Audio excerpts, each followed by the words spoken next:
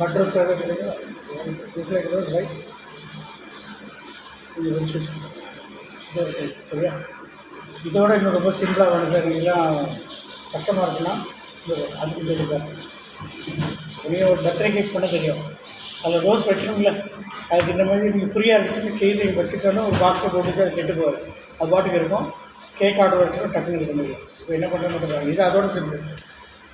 இது கொஞ்சம் கஷ்டம், இது சிம்பிள். அதோட சிம்பிள் இது ரொம்ப ஈஸி.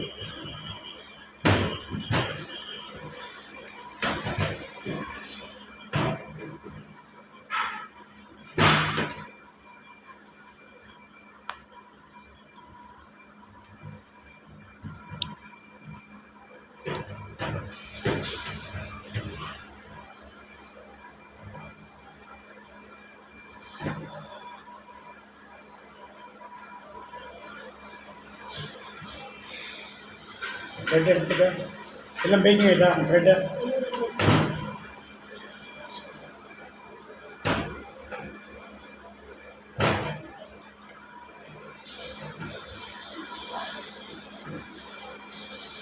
ஒரு 5 மினிமம் 5 தரணும். சரியா?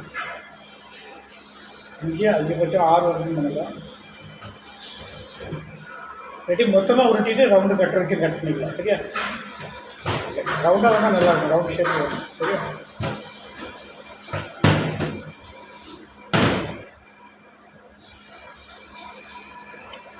கீழே இல்லை, முக்கால்.